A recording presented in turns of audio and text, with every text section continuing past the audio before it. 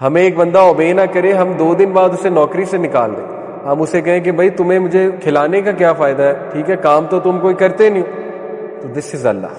ہمیں سوال آتے ہیں، ہمیں پتہ ہے، پکچر ہمارے سامنے، لوگ روتے ہیں، انہیں جمعے کی نماز نہیں نصیب ہوتی، ویسٹ میں چلے جاتے ہیں، بہت ڈالرز کماتے ہیں، مسجدیں دور دور ہیں، جمعے کی نماز نہیں مل رہی ہوتی، 5 وقت نماز نہیں پڑھ سکتے. نفع اور نقصان الگ بحث ہے، حلال اور حرام الگ بحث ہے. جسٹ بیکاز کسی چیز کے فائدے ڈزنٹ مین وہ چیز حلال ہے. کہ اللہ وہ ہے جو مجھے رزق دیتا ہے، اللہ وہ ہے جو بارش برساتا ہے، بارش برستی ہے تو ظاہر ہے اس پودے سے گرینز نکلتی ہیں، وہ گرینز مجھے ملتی ہیں، میں گرینز کھاتا ہوں. انسان جو ہے وہ کیا کچھ لے رہا ہے اللہ سے، کیا کچھ لے رہا، سوچ بھی نہیں سکتے میں اور آپ، ٹھیک ہے نا. تو سوچیں کہ ہماری کتنی بڑی ذمہ داری ہے. اکثر لوگ جیسے مثال طور پہ کو ایجوکیشن کی جب بات ہوتی ہے تو ہمیں جو کاؤنٹر آرگومنٹ ملتا ہے وہ یہ ملتا ہے کہ نہیں بھی اس کے تو فائدے بہت ہیں، اور لوگ گنواتے ہیں فائدے، ٹھیک ہے کہ اچھی بات ہے رشتے ہو جائیں گے، ٹھیک ہے رشتہ ڈھونڈ لیں گے لڑکا لڑکی اپنا.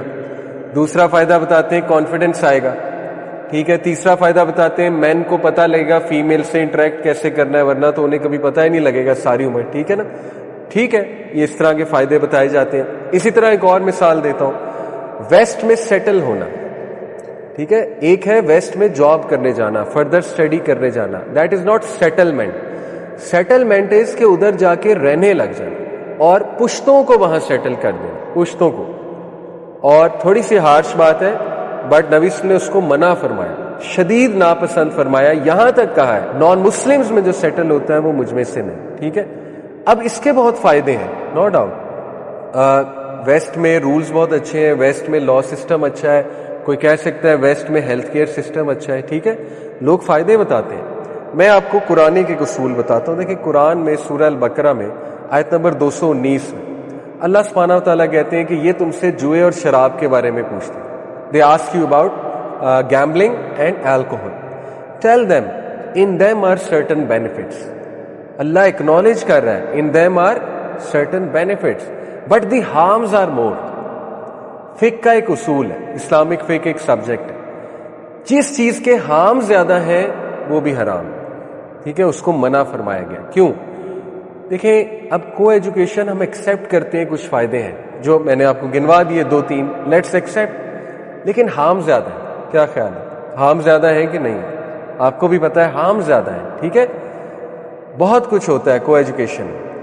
نمبر 2, ویسٹ میں سیٹل ہونے کے فائدے بالکل ہیں, سیٹل ہونے کی بات کر رہا ہوں. ایک ہے, دیکھیں دیر از اے ڈفرنس, یہ کوئی کنفیوز نہ ہو جائے. جیسے امام عمر سلیمان وہاں سیٹل ہوئے ہوئے, نعمان علی خان وہاں سیٹل ہوئے ہوئے, وہ بھی تو سیٹل ہوئے ہوئے, but they are there for a purpose. دعویٰ کے لیے سیٹل ہونے کی اجازت ہے, اوکے, یہ بی کلیئر آن اٹ, دعویٰ کے لیے سیٹل ہونے کے لیے اجازت ہے.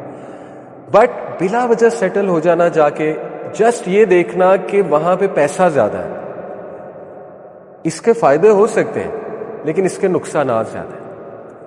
ہمیں سوال آتے ہیں, ہمیں پتہ ہے, پکچر ہمارے سامنے, لوگ روتے ہیں, انہیں جمعے کی نماز نہیں نصیب ہوتی, ویسٹ میں چلے جاتے ہیں, بہت ڈالرز کماتے ہیں, مسجدیں دور دور ہیں, جمعے کی نماز نہیں مل رہی ہوتی, 5 وقت نماز نہیں پڑھ سکتے جماعت سے, کہاں پڑھیں گے, مسجد ہے ہی نہیں, مسجدیں ہیں تو بہت دور دور ہیں.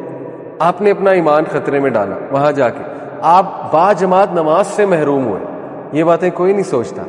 نمبر 2, آپ بچ جائیں گے, آپ بڑے ہیں, میچور ہیں, آپ کی نیکسٹ جنریشن جو ہے وہ ڈینجر میں آ جائے گی. نیکسٹ جنریشن کے سامنے جو فلاسفیز آئیں گی وہ کبھی نہ کبھی تو انٹریکٹ کریں گے نا ان فلاسفیز سے.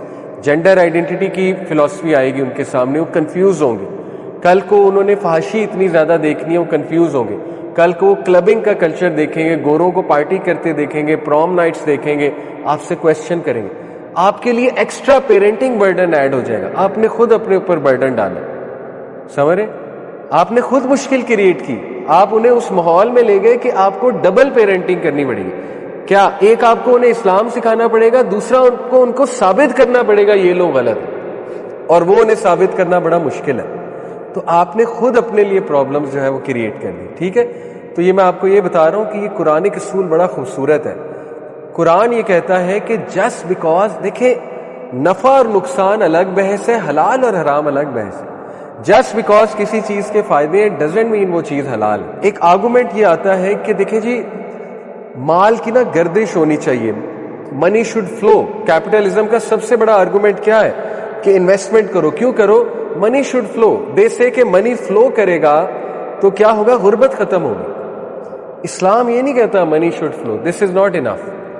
اسلام کہتا ہے money should flow from rich to poor. یہ پورا سینٹینس کہیں, not only money should flow. یہ کوئی آرگومنٹ نہیں ہے کہ بس انویسٹمنٹس ہو جائے, پیسہ گردش کرنا چاہیے. گردش مال مقصد ہے ہی نہیں, بلکہ گردش مال پور, رچ سے پور تک مقصد ہے. اسی لیے زکوٰۃ میں کیا ہوتا ہے؟ مال گردش کرتا ہے, رچ سے پور کی طرف جاتا ہے. اسلام از دا سولوشن. ٹھیک ہے, تو یہ میں نے آپ کو جو ایک بڑا اچھا اصول بتایا وہ یہ ہے کہ دیکھیں, جب آپ سے کوئی ڈیبیٹ کرے کہ یار اس چیز کے تو فائدے بھی بڑھیں, آپ کہیں بھائی دیکھو فائدوں سے زیادہ نقصان ہے, ہم تو نقصانات کو دیکھ کر کہہ رہے ہیں کہ یہ چیز مناسب نہیں ہے. تو آپ جب بھی کوئی ڈیسیجن بھی لیں لائف میں تو اس قرآنی اصول کو سامنے رکھ کے لیں.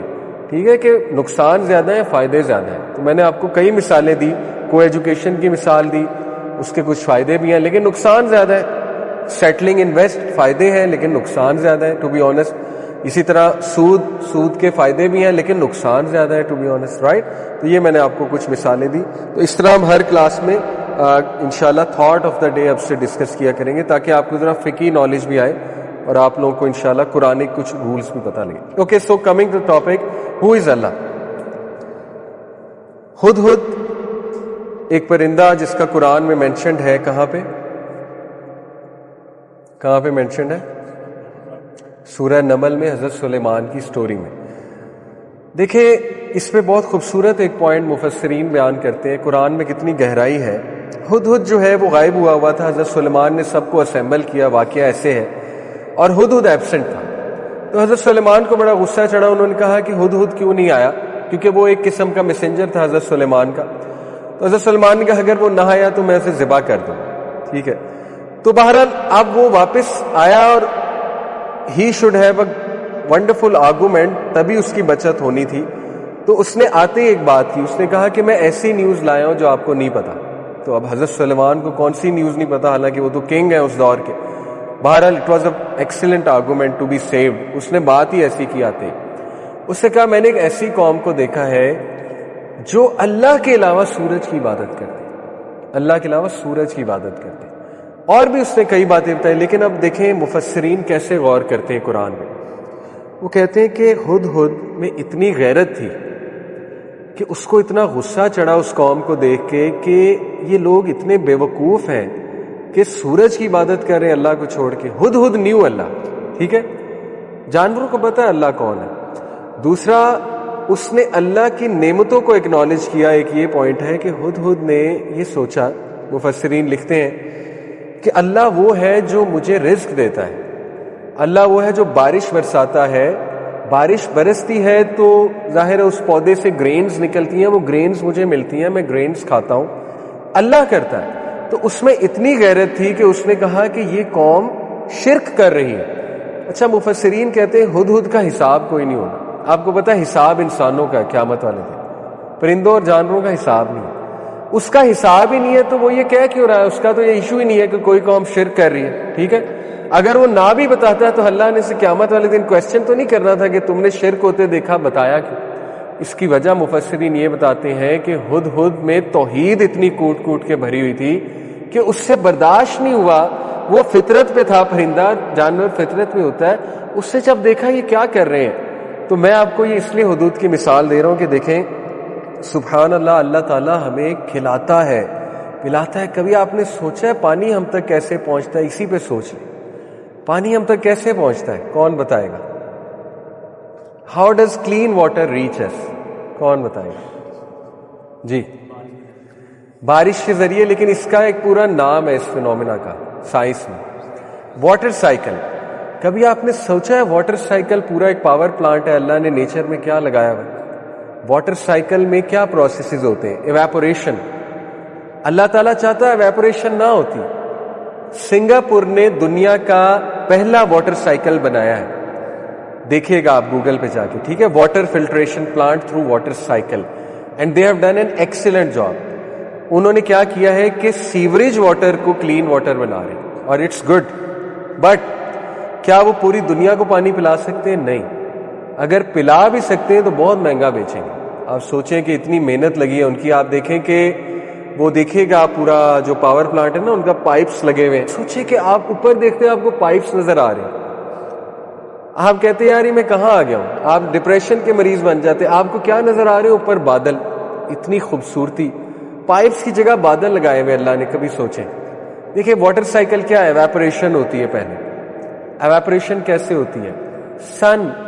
سن کا ایگزیکٹ اتنا ٹیمپریچر ہے کہ ایواپوریشن ہو جائے. مطلب یہ بھی اللہ کی سیٹنگ ہے. ٹھیک ہے. تھرموسٹیٹ اللہ کے ہاتھ میں. سن کا اللہ تعالیٰ فٹ کرتا ہے, فکس کرتا ہے. سن کیا کرتا ہے؟ اس کی ہیٹ جب اوشنز میں پڑتی ہے, اوشنز کا پانی اوپر جاتا ہے. اوشنز کا پانی پینے کے قابل ہے؟ نہیں. اوشنز کا پانی کلاؤڈز میں جا کر کلین اپ ہوتا ہے. واٹر فلٹریشن پلانٹ ہے کلاؤڈ. کبھی آپ نے سوچا ہے کلاؤڈز میں کیا ہوتا ہے؟ اس پروسیس کہتے ہیں کنڈنسیشن.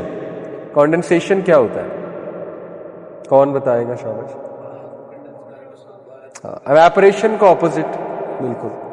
کنڈنسیشن یہاں ہمارے سامنے ہوتی ہے. دیکھیں ابھی میں یہاں پانی کی بوٹل رکھوں ٹھنڈی, تو کچھ دیر بعد وہ اس کے باہر پانی ہوگا. اب وہ اس کو پسینہ نہیں آیا بوٹل کو. ٹھیک ہے نا. وہ یہ ہوا ہے کہ جو ایئر تھی وہ جب اس کے ساتھ ٹکرائی تو ایئر کنڈینس ہو کے کیا بن گئی؟ لیکوڈ. یہ تو بہت بیسک کانسیپٹ ہے. ٹھیک ہے. لیکوڈ واٹر اس طرح سے بنانا. تو کلاؤڈز کا ٹیمپریچر لو ہوتا ہے. جب اس میں بھاپ جاتی ہے تو وہ پانی بن جاتی ہے کنڈینس ہو کے. ٹھیک ہے. جب وہ پانی بنتی ہے تو وہ اب کلاؤڈز میں سبحان اللہ اوشن واٹر کے ساتھ کیا ہو رہا ہے کہ امپیورٹیز کلاؤڈ ایکسٹریکٹ کر رہا ہے اور صاف پانی نیچے بھیج رہا ہے کلاؤڈ رین کی شکل میں. دس از واٹر سائیکل. ٹھیک ہے. اللہ تعالیٰ سورہ واقعہ میں کہتے ہیں ask them about the water they drink. آیت سنا رہا ہوں آپ. Ask them about the water they drink. اگر ہم چاہتے, اللہ کہتے ہیں if we want, ہم اسے نمکین بنا دیتے یہ کیا کر لیتے. آپ سوچیں یہی اللہ کی کتنی بڑی نعمت ہے. ہد اتنی سی بات پہ شکر ادا کر رہا ہے کہ اللہ تعالیٰ مجھے گرینز کھلا دیتا ہے, اور اس بات کو اس نے ذمہ داری سمجھا کہ اگر میں کوئی برائی ہوتے دیکھوں تو جا کر رپورٹ کروں. حضرت سلمان کو برائی بھی شرک تھی. انسان جو ہے وہ کیا کچھ لے رہا ہے اللہ سے, کیا کچھ لے رہا, آپ سوچ بھی نہیں سکتے میں اور آپ. ٹھیک ہے نا. تو سوچیں کہ ہماری کتنی بڑی ذمہ داری ہے اللہ کا شکر کرنا. میں نے آپ سے واٹر سائیکل کی مثال دی. ابھی کبھی آپ یہ سوچ لیں کہ یہ انڈے, بکرے, گوشت ہم کتنا کھاتے ہیں, بکرا کہاں سے آ رہا ہے. کسی نے یہ سوچا تھا اور بڑا اچھا سوال تھا کہ جو ڈاگ ہے وہ 12 بچے دیتا ہے. ٹھیک ہے نا. ڈاگ کے 12 بچے ہوتے ہیں, بکرے اتنے نہیں ہوتے ہیں. تو بکرے تو کھائے بھی اتنے جاتے ہیں پھر بھی آئی جا رہے ہیں. کبھی آپ نے سوچا ہے اس کے اوپر؟ اللہ تعالیٰ بکرے پیدا کر رہا ہے آپ کے لیے, میرے لیے. کتنا میٹ کھایا جاتا ہے, چکن کتنا کھایا جاتا ہے. چکن تو خیر اب فارمی بنا لیا انہوں نے, لیکن پوائنٹ از کہ کبھی آپ اسی پہ سوچ لیں کہ یہ ہے اللہ جو میرے گناہوں کے باوجود مجھے کھلائی جا رہا ہے. ہمیں ایک بندہ اوبے نہ کرے, ہم 2 دن بعد اسے نوکری سے نکال دیں. ہم اسے کہیں کہ بھائی تمہیں مجھے کھلانے کا کیا فائدہ ہے. ٹھیک ہے. کام تو تم کوئی کرتے نہیں ہو. تو دس از اللہ. سو ہد سے ہمیں سیکھنا چاہیے. ایک اور بھی اگزامپل میں آپ کو ہد سے دیتا ہوں. دیکھیں مفسرین کہتے ہیں کبھی بھی کسی عمل کو چھوٹا نہ سمجھیں. ہد نے ایک چھوٹی سی خبر دی, اس خبر سے پوری قوم مسلمان ہو گئی. آپ سوچیں وہ خبر کتنی بڑی بن گئی. ہد نے صرف یہ آ کے بتایا شرک کرتے ہیں, اور اس کی وجہ سے پھر جو آگے کے ایکشن پوائنٹس تھے اس سے پوری قوم مسلمان ہو گئی. تو یو نیور نو کہ آپ کوئی پوسٹ شیئر کر دیں